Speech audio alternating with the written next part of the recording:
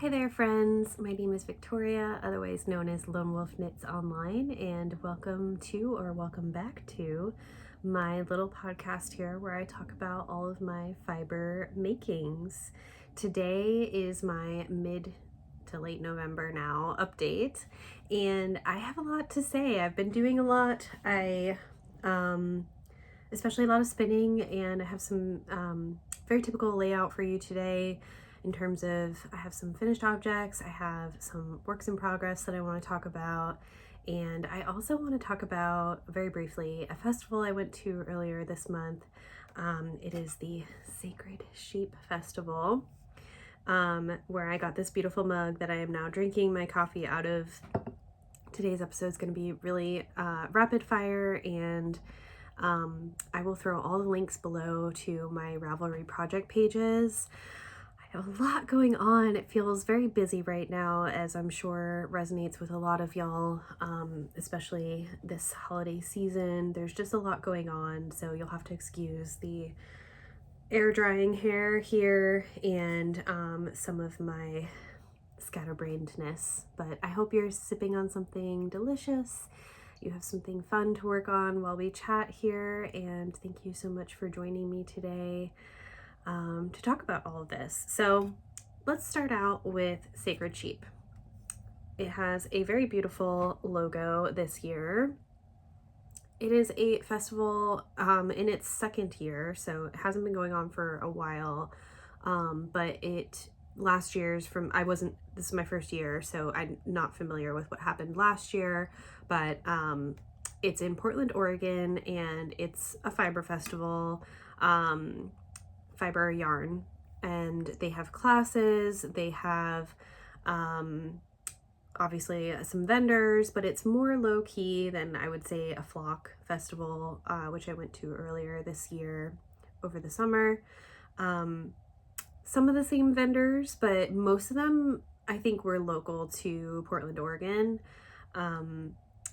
It's held in a more rustic style environment than a convention center, so it feels more acoustic, and I would say just more curated than Flock was. Not that Flock, this isn't a critique of Flock, I'm not trying to compare the two, they were just very different experiences, and while I felt like I could do a whole episode on Flock and what I did there and what I bought there, even though I bought probably a similar amount of stuff at both festivals, Sacred Sheep just felt like it could be a smaller, more condensed review. And so I do want to quickly go through some of the things that I purchased there. This is by no means all of them, but just some stuff that I was excited about. So obviously my new mug, I really loved their little flying sheep logo here. I liked the illustrations from last year even more, but I wanted a reminder of this year, and I also was really, with this festival, looking for more of friendships and spending time with friends and fiber friends, less about buying stuff, but of course I did buy some stuff because I'm a souvenir person, and when you're gonna put a bunch of yarn and fiber in front of me for sale, I am probably gonna buy some. So I went with some of my new knitting friends, and it was such a blast. I highly encourage, if you do have knitting friends and they live close by or are willing to travel with you to a knitting event, it makes it so much more fun. I really treasured that aspect of it, and comparatively to Flock, where I didn't know anybody and went by myself, going with someone, having someone help you pick out colors and just shopping with you and getting inspiration from them, it just really made the whole experience a lot more special. And we ended up driving down, so I live in Washington State. Portland, Oregon is about 4.5-5 hours from where I live. And so we road tripped together down and took the ferry, the Edmonds ferry, to bypass Seattle. So it was just a very lovely kind of journey down there. We stayed in an Airbnb, and the first night was VIP night, where you can go, you buy a ticket, you can go, there's food, there's a exclusive shopping hour, and it's more than an hour, but exclusive shopping time, where the crowds are less crowdy and you can just kind of, there's cocktails for sale, and it was just a nice low-key night with quite a few people actually. There were more VIPs than I thought, and there were even some ladies that I met up with from the Indian Tangled retreat that I went to over the summer, so that was really fun and special to see them again. And it was kind of a surprise, even though we've all kept in touch on our Discord channel, but I didn't pay attention to it in the days before I went down, so it was kind of like oh my gosh, it's so nice to see you. I completely forgot that we even talked about this. So it was nice to see them again, and I had a great time. It was definitely, like I said, a little more curated than Flock. Flock definitely had a lot more vendors. So you could definitely, it was just like one aisle of vendors, as opposed to Flock's like 6 or 7. They did have some food trucks there, and they had some like maker meetups. There were flash tattoos going on. I didn't get one. I thought I was gonna get one, but the illustrations weren't really like my tattoo style, so they were cute. I do kind of want a knitting tattoo, but yeah, I didn't spring for that, but was available. Very Portland in my opinion. And all of the vendors, I would say, were unique. Like, I hadn't seen them. Some of them were repeats from Flock, but some of them I had never heard of before, and so it was nice to kind of get a different vendor selection than I'm used to. So one of the things that I got that was really exciting was this little grab bag from, I believe it was Farmer's Daughter Fibers, and it was, you don't get to see what's in it, but they kind of tell you what, like, some of the brands that are inside of it, and it was, from what I think, it's all like local Pacific Northwest vendors. And so I'll just give you a peek of like what is inside. It was like, I believe $40. The proceeds go to this charity called Sisters United. I don't know enough about the charity to really speak on it at length, but I will link the website below. I was just kind of drawn to this like blind date with yarn idea, and so I purchased one. And I'm very excited about all the yarn that is inside. So let me just dump it all out here. Some of the labels are kind of coming off here. So they're all little minis. There's 1, 2, 3, 4, 5 individual minis, and then a 3-pack. So I'll start with the 3-pack here. This was the Great Falls, Montana Farmer's Daughter Fiber Odang minis, and I love those colors. These are Surrey alpaca, 90% and 10% silk. They're 65 yards. Beautiful. I love this fiber already. I'm working on a Andrea Mowry pattern with this fiber, so I'm very tempted to use this in something very soon, but I just am very happy with the colors that I ended up getting for that. And then I got this Magpie Fibers Swanky Sock Mini. This is a beautiful hand-dyed color. It's called Ocean Eyes, which I think is very suiting of this colorway. Is that a word? It's 80% merino and 10% cashmere, 10% nylon.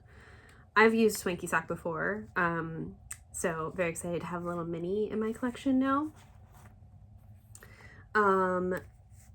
This little mini is from Ritual Dyes. It is called Alpine Bluegrass. Again, I think the colorway name is very fitting. This is a 2-ply fingering weight 90-10 merino nylon blend. Very excited about this as well. And so all of these do kind of like roughly coordinate, except for one in my opinion, which I'll show at the end. I still love everything that was in this little package, but I don't know if I'll use everything together. This is Brooklyn Tweed Arbor little mini DK. It is a 3-ply worsted spun. It is in the color Klimt, which is one of my favorite artists, so very fitting for me. And then we have a Verb for Keeping Warm. This is their floating base. Naturally dyed alpaca, silk, and cashmere. I don't know if the name of the yarn is on here. Maybe it is just called Thistle, but hopefully that's coming across on camera. Very beautiful, like lavendery color. And then the kind of one that doesn't fit with all the rest in my opinion is the Spin Cycle Yarn Mini. This is not labeled with the colorway name or even how many yards it is, so I'm gonna have to figure that out. But it's their dyed in the wool base, and it's definitely got a lot of blues and pinks in it, and purples and periwinkles. Not sure how I'll use it yet, but I'm sure I will use it in something. I have a lot of minis, especially as a spinner, so I will just add this to my pile of like little minis to do something with. So that was the Sisters United grab bag, and it also comes in this cute little bag here, so loved it. Can't wait to use all of it. I'm just gonna move it out of the way so I don't miss anything that I want to talk about. The last thing I'll just mention was Tumalo Fiber. They're based out of Bend, Oregon, and they have a base that I was really intrigued by and haven't seen other vendors use before. Let me know in the comments if you've seen other people use this, but it's called their Ghost Town Fingering, and it's a Shanico, I believe is how it's said, non-superwash wool. This is a fingering weight base. I know Shanico from dyeing and spinning. I love spinning it. I think it is just such a springy, it has just a very unique feel to it. I believe Shanico wool is a mix of Rambouillet and Merino, so it makes sense, but it's just got a unique squish to it. It's got a unique spring to it. I used it in my why am I forgetting the name? My Spin It to Knit It this year. The name will come to me. The Traveler Shawl. There it is. I spun Shanico into a sport weight yarn and made a shawl out of it. I believe I've talked about it on here before, but I'll link it below as well.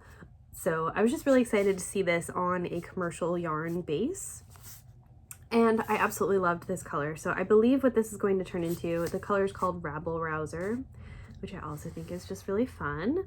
I'm going to hold this with some mohair that I also got from them, and some mohair that I had in my stash, and I'm going to fade it from like a lighter mohair. It's very similar to this color. Fade it from light to dark.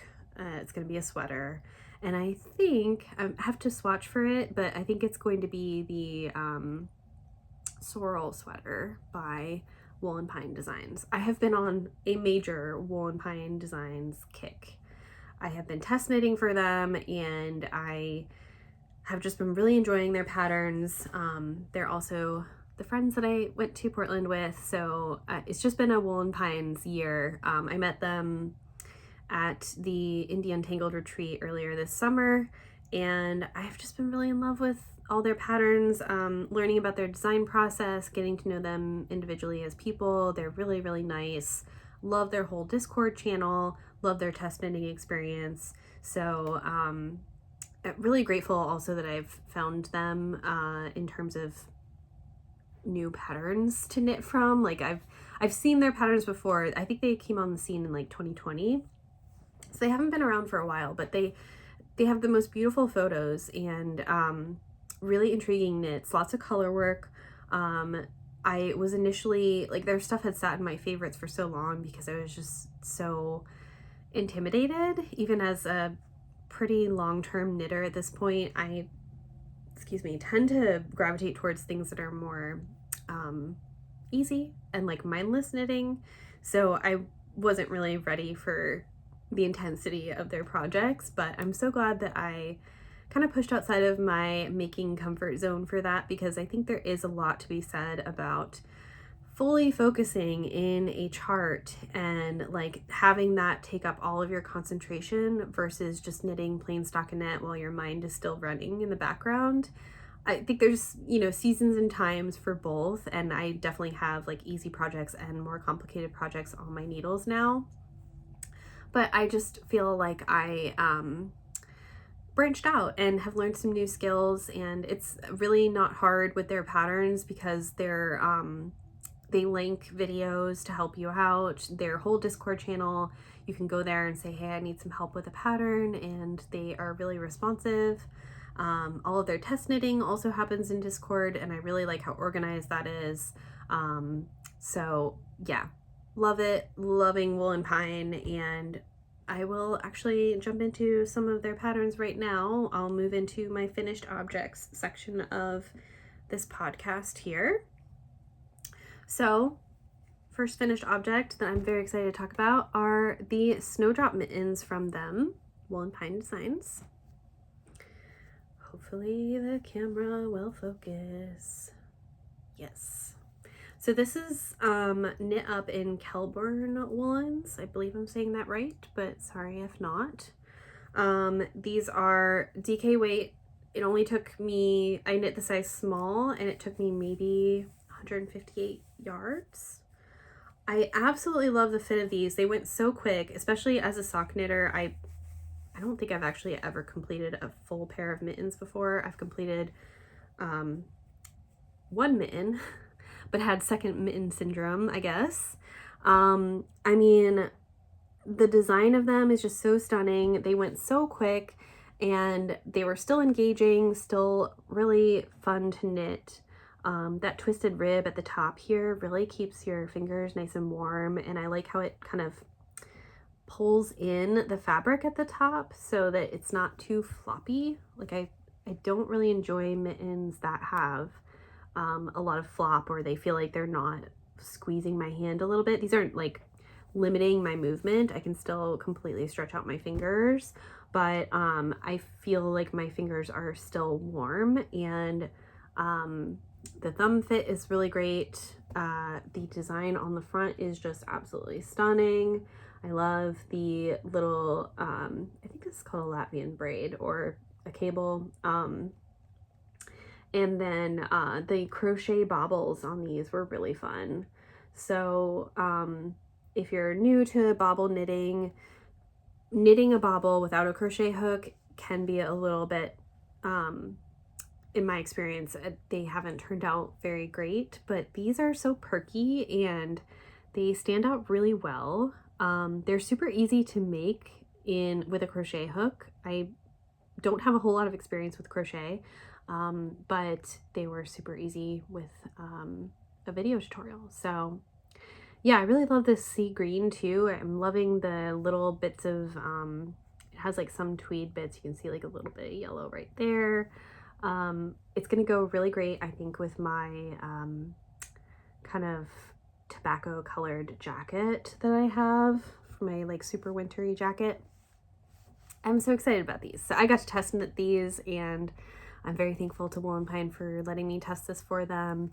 I found the pattern really easy to knit. It has charted and written instructions, and if you're watching this video, so right now it's Saturday, November 23rd, 2024. I believe their patterns are on sale for all of their accessories this weekend, at least through this weekend.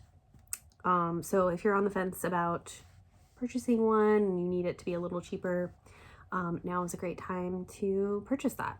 I think these are a great gift knit too. If I didn't love them so much, I would definitely be gifting them to a friend. And I have plans for a new pair now too, because I do definitely want to make them again. So yeah, the Snowdrop Mittens from Wool&Pine. Very cozy. My next finished object is I've talked about this before as a whip, but my ballerina wrap top by Two of Wands. So I'm trying to show the color here and the finished I-cord edge. Hopefully you can see that all right. The I-cord is a little messy down here. I have blocked this once, but I want to do it a second time to I blocked it before I did the I-cord edging along the sides here, and this one panel needs to be blocked just to have that I-cord lay a little more flat before I wear it out in the world. But I love it so much. I believe I knit the size 4, which has negative ease on me. I wanted something tighter fitting to go over some of my dresses that I wear in the winter and spring. I mean, I pretty much wear them year round, I guess, but it has obviously I-cord edges. I feel like this is a pretty popular pattern, so I'm not going to talk about it too much, but this was knit up in the Sorella yarn in the colorway Audition, which was her like ballerina color collection set. It's a very dark, on camera it's kind of showing up as it does in real life, but it's kind of like a dark navy. It could lean like a stone gray in certain lights, I feel like. But it is a very beautiful color. I was looking for something that wasn't black but was dark colored, and I think this fits the bill very well. I absolutely love the I-cord edging and the little details all along here. It even has some I-cord on the sleeves. Just a really beautiful, simple sweater. I think I knit the body on this in like 2 days, like, you know, pretty much everything. And then the sleeves sat forever. I just was like mentally blocked on finishing the sleeves for like months. So I'm so glad that it's finally finished, and I can't wait to wear it. I just have to block it one more time and it's going to be perfect. Highly recommend this pattern. It's a free pattern, I believe. If you get the short sleeve version, you have to pay for the long sleeve version. If you're familiar with sweater knitting, you probably don't need to pay for the sleeve. It's a very basic sleeve, but you do you. Happy to support a designer, especially Two of Wands. I really like a lot of her patterns. This is not my first Two of Wands pattern that I've knit, but it's definitely the first garment that's like in my closet year round. I also knit her shipwrecked top, which is more of like a beach cover up. So this is my first like wardrobe edition. Very happy with it. And again, just a reminder, I'll link all of the Ravelry pages below if you want more details on size, needle, gauge, all of that good stuff. That's where you'll find all of that information. And my last finished object today that I can show, at least, is my Frame Your Face cowl by Andrea Mowry. This is very special to me. I knit it up in my hand spun. The blue is my hand spun, and the chartreuse color is not my hand spun, but it's kind of like a tweedy chartreuse with some bits of blue in it. So I really thought that those blues came together perfectly. I love these colors together. I'm really happy with the way it turned out. I'm just so excited that it's finished and that I found a project that my hand spun works really well in. I think I've talked about this on here before as a whip, but I was a little concerned about my hand spun for this project. It was slightly underspun. Let me see if I can find like a section of it.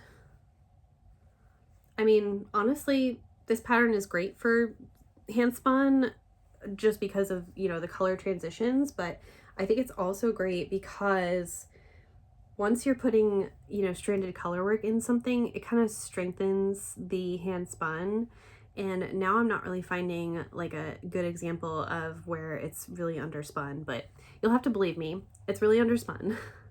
And the color transitions I was a little worried about in the beginning when I first started it, because on the back here you can see this kind of like darker blue that had some of the yellow in it. I was a little concerned about how that was making the pattern not show up as clear, like the motif, because if you are doing color work, you want your efforts to be shown. And at least in my opinion, I think a high contrast color work looks on the whole better than a low contrast color work. But of course, rules are meant to be broken, and I kind of like that this does fade in and out of being super high contrast, but slightly lower contrast as it moves through the hand spun. I actually do have some hand spun from this left over, so I can show you kind of what it looked like in a single ply if I don't also knock over absolutely everything here. So here is the hand spun single. Focus on this. You can see it's got like bits of yellow in it, some greens, and some blues, like all different shades of blue. This was by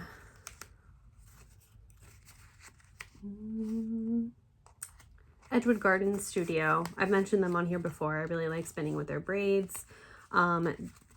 This was held with something from, I believe, Stargazer Fibers. It's a 2-ply. And again, I underspun it.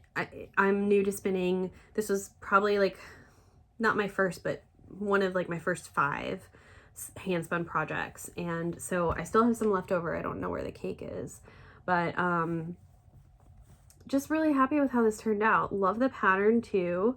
You are catching floats in this project. I know some stranded color work you don't have to if the floats are pretty close to each other.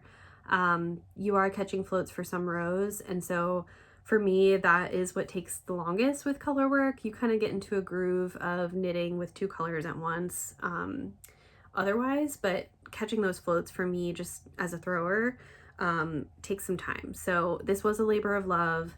I'm very, very happy with how it turned out, and I cannot wait to wear it. I really have been obsessed with the greens lately, as you can tell.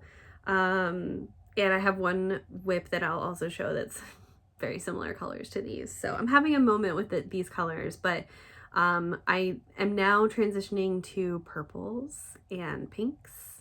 Those are like my new colors of choice right now that I feel have been calling my name. So those are all of my finished objects that I have to show, and I will move into works in progress now. We're making some good time actually. I only have 2 works in progress to show though, because I do want to talk about some spinning at the very end here. So my first work in progress is the woolly waffle socks. This is my second time knitting this pattern by Stephen West Knits. I absolutely love the squishy pattern here. It's just so fun and easy to see where you are in the pattern with sock knitting. That's like kind of my pet peeve about knitting socks, especially top down, is like I want to be able to just like knit and not have to worry about where I am in the pattern. I want to be able to read it really clearly and know what row I'm on. So this is great. It's just knits and purls and really basic but elevated. It also, I love a pattern. I love a ribbed sock pattern. This is not technically ribbing, but it is knits and purls, and it does hold your foot nicely like a ribbed sock would. I knit the smallest size. This is Pearls Before Wine fingering weight yarn that I had actually left over from my ranunculus sweater, if you'll remember. So again, very similar greenish color, but got really nice little speckles in it. Speckles of like wine colors and chartreuse and even some yellows. So I think it's really pretty. And so I finished one sock and I'm about to knit the second one. I'm about to do the heel flap for these. And this has been like my knit night pattern. So it's really easy to just, you know, knit and have some drinks. I'm not gonna mess up anything by doing this pattern.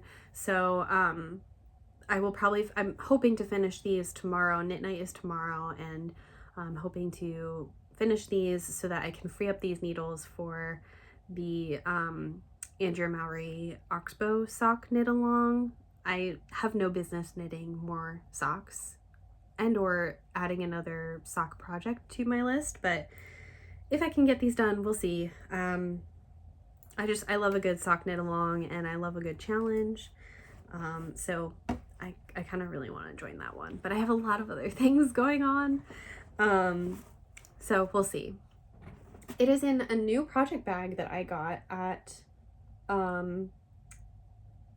Sacred Sheep. I don't know why I was forgetting the name there for a minute. And the maker is Handmade Renee.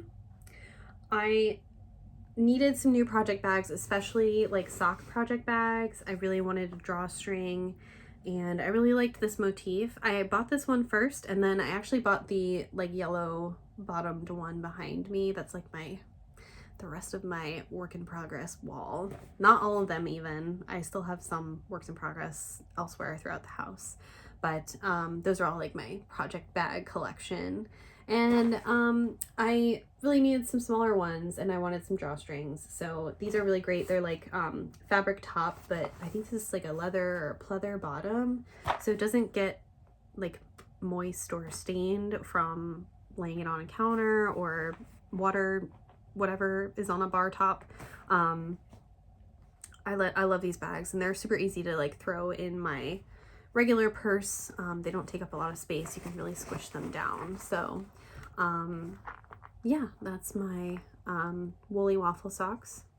This pattern, I don't know if I've mentioned it previously, but if you haven't seen my other episodes, it is part of the West Knits Year of Socks 2024, which I am a part of. And yeah, so I've already knit this pattern, but I do really love it, and I'm not as in love with all of the West Knits Year of Socks patterns, so I don't know. I'm going where my heart wants me to go with sock knitting right now. So these are for me. They're too small to be gifted, but I am hoping to maybe knit some gifted pairs this year as well. We'll see. Next work in progress, so it is in this Oh Wow Amsterdam bag that my father got me from the Endless Skein, which you can see their little tag here.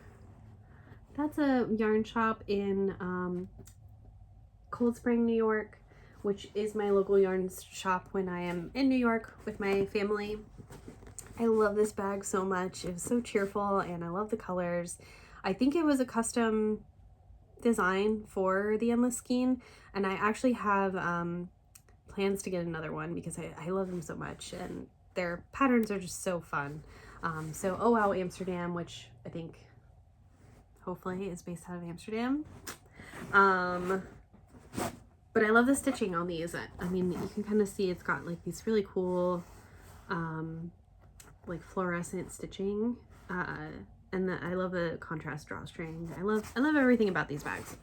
They're heavy duty canvas all the way through, so like I mentioned with the other bag, like be careful where you set it because it doesn't have a leather bottom to resist anything like water or dirt, so mine is a little dirty. Anyway, inside this bag I'm working on a test knit for Wool&Pine Designs. This is called the Light Bright Pullover, I believe is the verbiage they're using for it. It is a fade pattern. You can kind of see some of that beautiful, that's the front, but here's the back where you can see more of that pink. It's a raglan style sweater, DK weight. I'm really enjoying knitting it. It's obviously a fade. You can see some of my faded colors in there.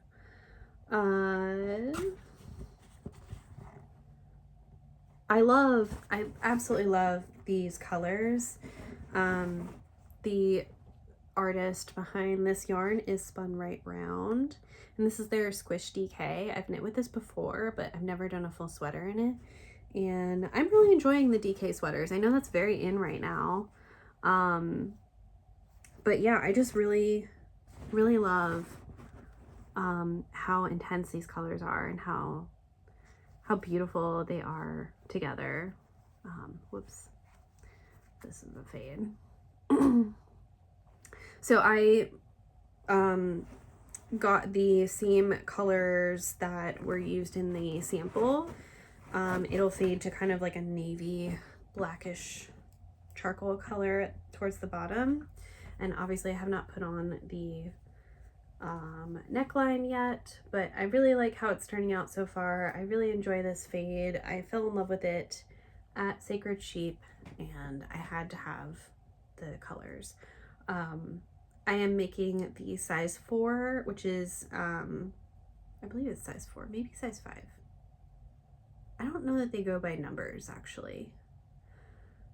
I should have written this down, but it is 46-inch bust, which would give me about 6 inches of positive ease. I'm a 40-inch bust.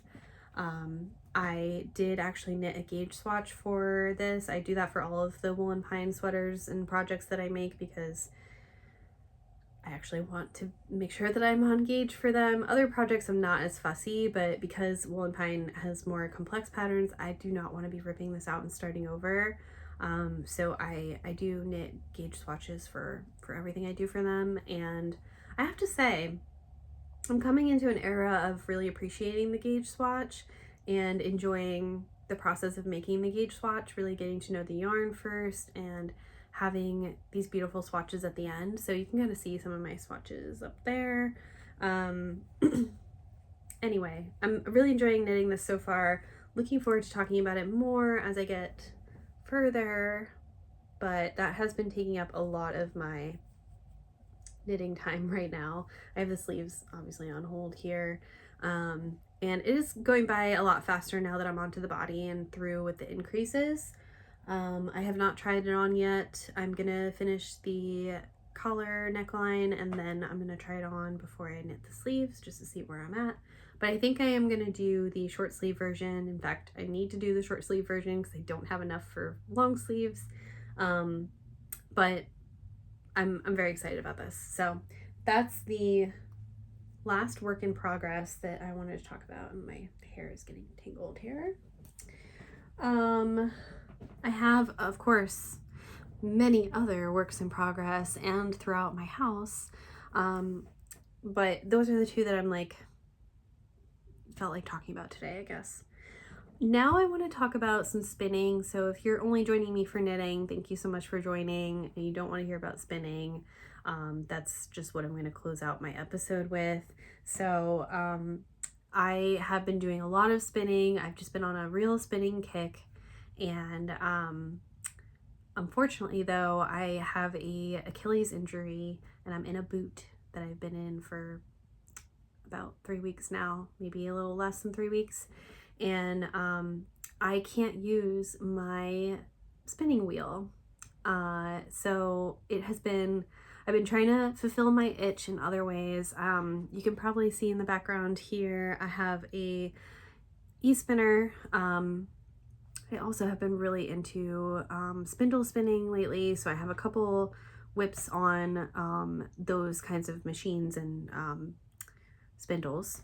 But I have managed to actually finish some spindle spinning and some electric wheel spinning because I've just been so like, I gotta do some spinning. So, and like I said, these are all kind of in the same family of like deep purples, eggplants.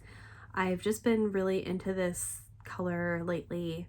And so let's get into it, but this is like the full, there's actually one more skein of this, but I gifted it to my friend.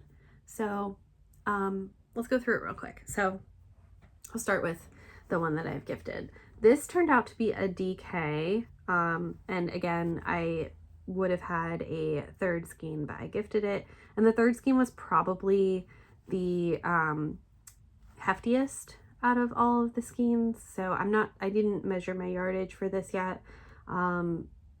It's about a DK weight. It is, all the fiber in it was from 29 Bridges. I think one of them was called Petersite, or sorry, two of them were Petersite. So this is 200% Rambouillet and 1 Targhee, if I remember correctly. The Targhee is the like more lavender shades in here, the pinks and lavenders, like the lightest colors. And then the darker shades, like the more deep eggplants and kind of like muted browns, were from the Rambouillet. I forget what the Targhee was called, but so squishy. I enjoyed spinning this so much, and it was what my last like spinning wheel project before I got hurt. So I love that I was able to at least ply it and get that done, and you know, have some form of the wheel with me while I can't spin right now on my wheel.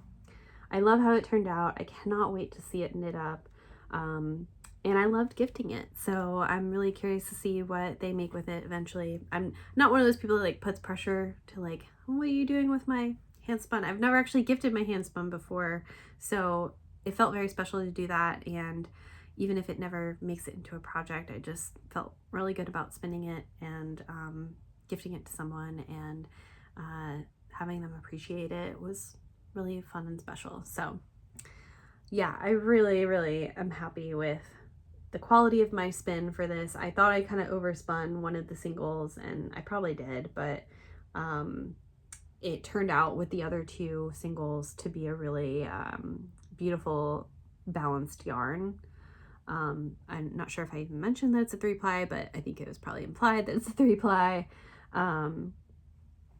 Yeah, I don't know if I have anything else to say about it, but I love it. I've been squishing it on the side here for a couple weeks, waiting to talk to you about it. So I'm also very glad that I got all of it off of this bobbins, so that I can free up some of my bobbins. So when I am over this injury and able to spin on my wheel again, I have all 3 of my wheel bobbins ready and empty, ready to go. My next spin, so the this is my crown jewel of the year. I absolutely am obsessed with how this turned out. This is a 2-ply. It is spun, the sparkly stuff and the it's part of like a purpley family spin. There's bits of blue and other random nips of like pink in here, but these were spun from Rollags on my hand spindle, my supported spindle, and then I applied it with a Falkland wool, 100% Falkland, that I spun on my e-spinner, and that is the like more orangey, pinky, like lighter purples that you're seeing in here.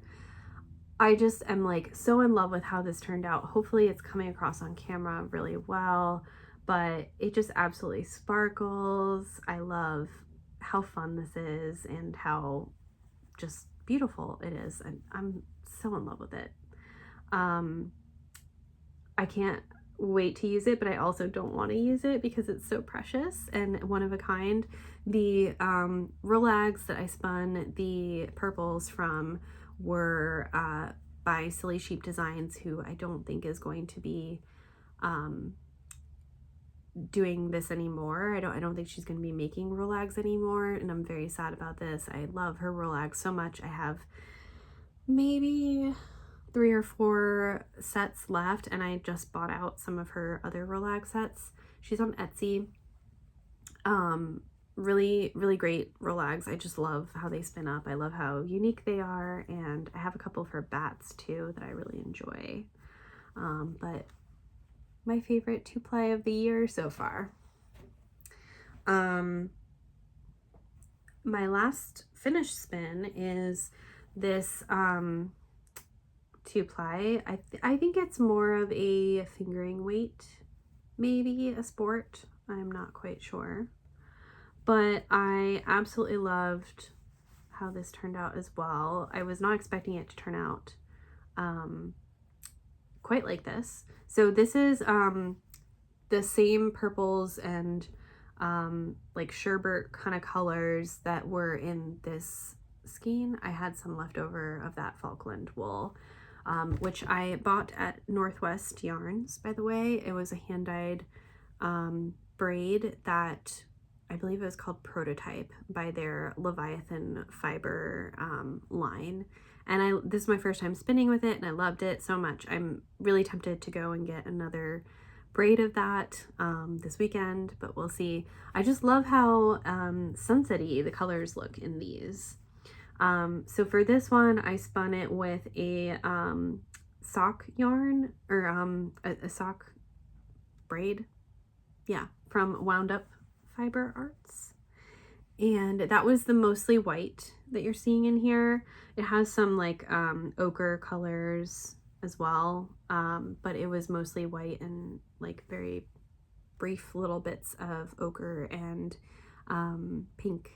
So and I'm not sure if I explained that very well, but it's a superwash merino and nylon blend, and that was my first time spinning a single to be used for socks. So I'm hoping this will be obviously for socks. I want to use that blend in some sort of sock project because obviously I made it for the stretch, and I appreciate the nylon in there for that reason.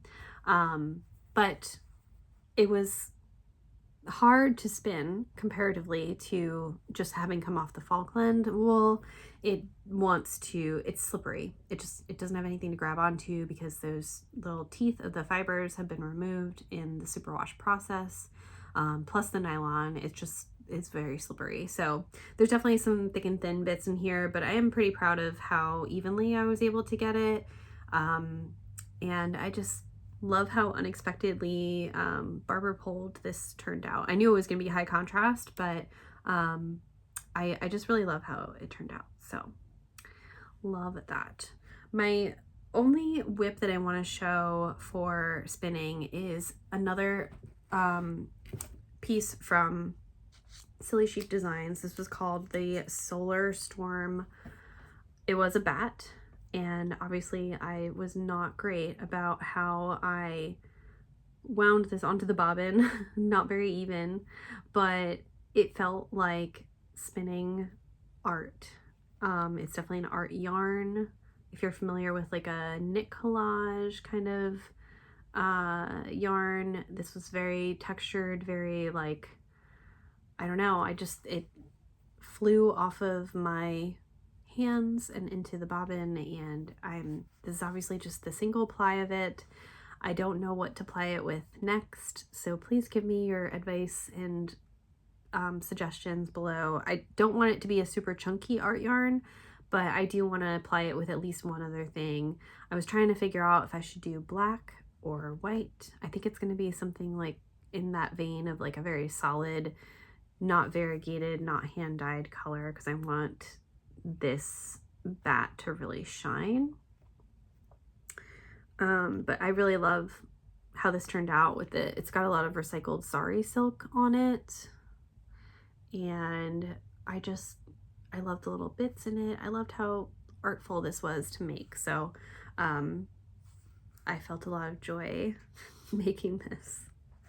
All right, wow, 50 minutes here of fiber chat. So I think that's it for today. I think I'm going to be doing these a little bit more often because I want these episodes to be a little shorter, and they're clearly getting a little long. So sorry about how long this was, but hopefully you have been working on something that's bringing you joy and you've enjoyed listening to me talk about all this, thank you for joining me, and I will be back next time with more fiber related goodness and knitting fun.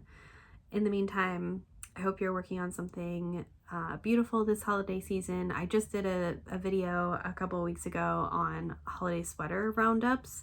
So if you are interested in knitting a holiday sweater still, I think there's still time. I don't know if I'm going to knit any sweaters, like holiday sweaters this year. I was very inspired to make that video and thought I would cast on right away, but some of these, this isn't my only test knit and these aren't my only whips, and I think I really need to focus on reducing my number of whips because I really am at max capacity right now. So I don't think I'm going to be making a holiday sweater, but please let me know if you are, and I will link the video below of my holiday sweater kind of roundup patterns and inspiration there. So if not, enjoy the holiday season. It's Thanksgiving here in America next week, and I'm cooking my first turkey this year, so I'm very excited.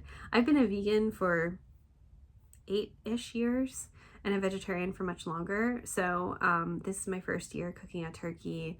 I made the decision to move away from veganism for my health. I just wasn't thriving on a vegan diet after so long, and I still have a lot of feelings about eating meat again, but I'm also very excited to try cooking something new like that. So getting a 10 to 12 pound bird and gonna roll with it. Wish me luck. I'm doing, I think, a compound butter Cajun style turkey. And I normally do all of the sides by hand and make a pie or two. So I'm very excited about that. I've been planning for like weeks. It's just me and my partner, but we're gonna have a lot of fun, and I hope you are doing that as well or something similar with some family or friends. Let me know in the comments what you're working on, and yeah, happy holidays, happy eating, and we'll talk soon. All right, bye.